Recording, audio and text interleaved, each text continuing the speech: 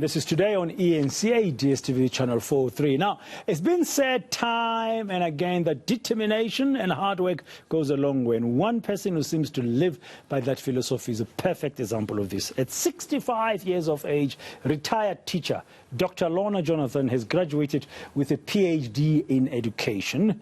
Dr. Jonathan's life journey has not been without challenges, but she's risen above them and achieved so much, having obtained her diploma as a teacher at the age of 40. Listen to that. She joins us now in studio here on Today. Dr. Jonathan, good afternoon. Thank you very much for your time. What an inspiration that you have become. How do you feel? Congratulations, by the way. Thank you very much.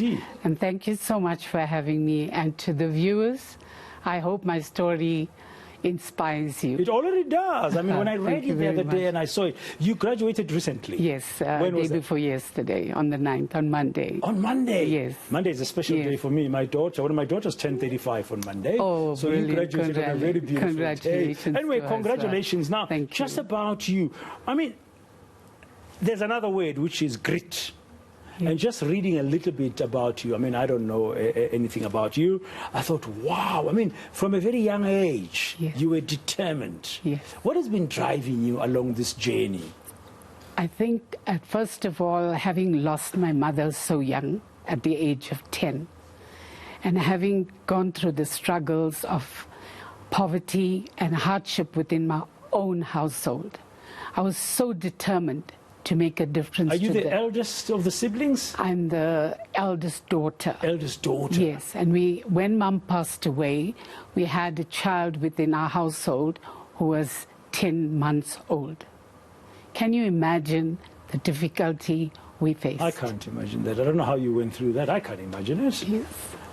I just want to thank God that He gave me the strength and He gave me the ability to achieve what I've achieved at my age. How many siblings were you? Are you? We were 6 siblings. You were 6 at the time. Yes. You were 10 years old. Yes. As the eldest daughter. Yes. So you became like a mother. Yes. As 10 years old. At 10 years old. Although it was so difficult, I think sometimes when we take cognizance of the fact that you have a warm home, whatever comes your way, you are able to face it. And so, I mean, I remained at home with my family until I married in 1977.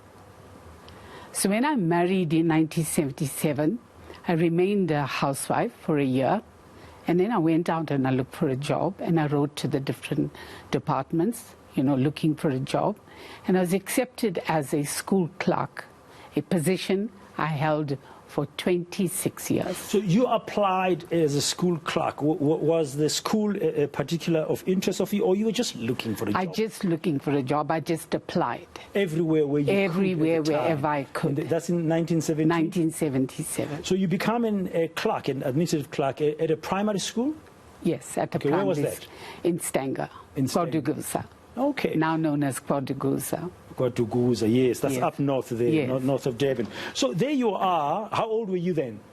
At that time, I was 23 years old.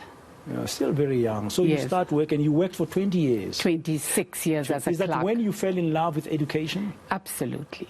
Absolutely. And I think at that time, when you look at the children and the difficulties, and I looked at myself and I looked at the teachers, and I said to myself, this is where I want to be. My determination, my desire to help, my desire, the love of the children was so amazing. But it took you another 17 or so years before you could qualify as a teacher. Yes. And then you got a diploma at the age of 40. Yes. Okay, why teaching?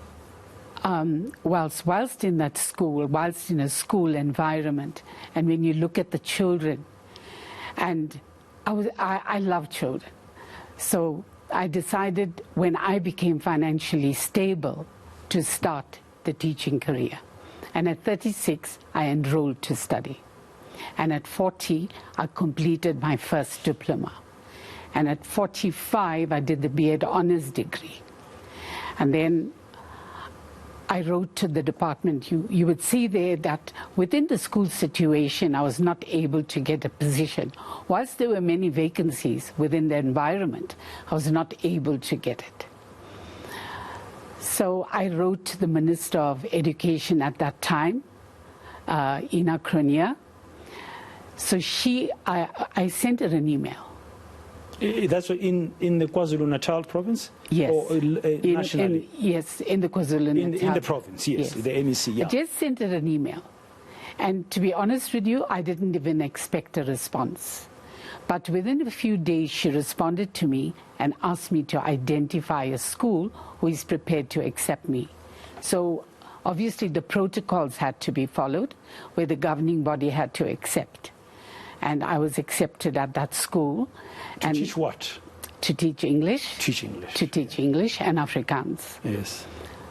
And the post had to be advertised. So I was there in that school teaching without any remuneration.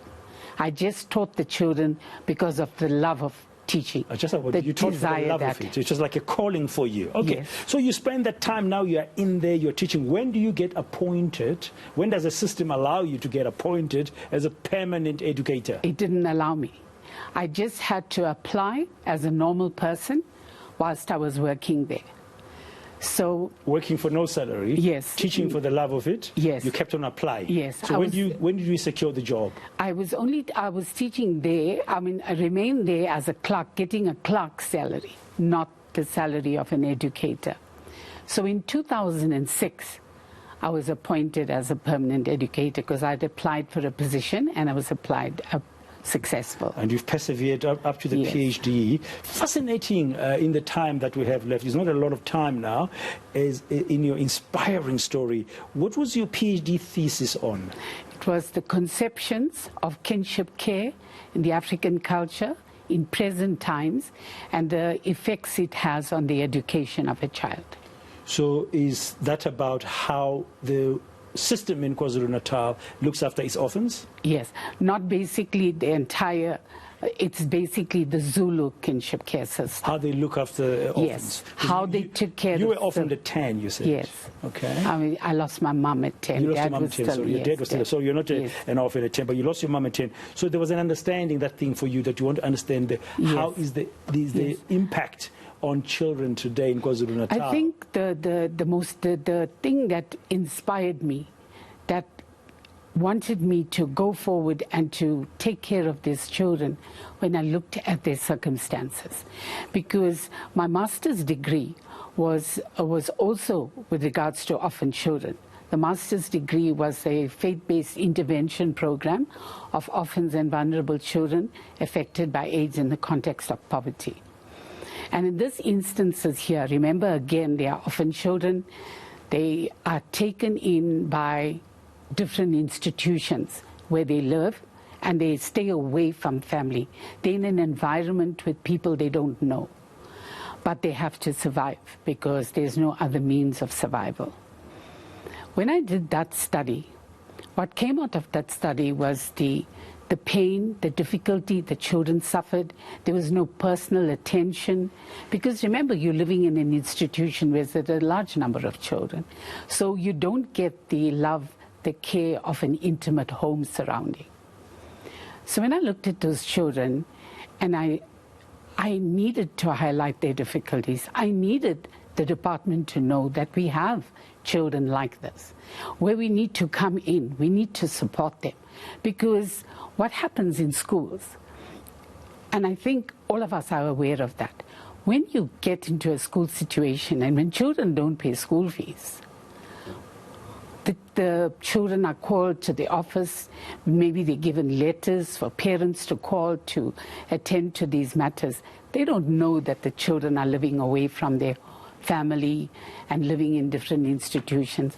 And that really caused me personally a lot of pain. So you wanted to highlight that. I wanted that to be highlighted. Yeah, no, well done, and congratulations again, and good luck with your next project. And now you got the PhD. I don't know what is next, a professorship or something, but there could be more books coming out of you. Dr. What I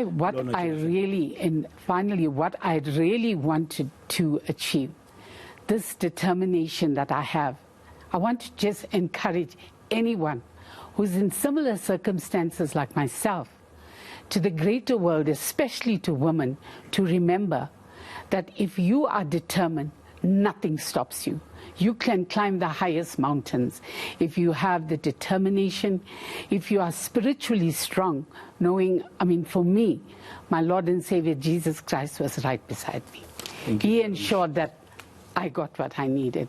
And I just want to thank you for giving me this opportunity to be in your studio. Dr. Lorna Jonathan, that's a PhD in education. What an inspiring story.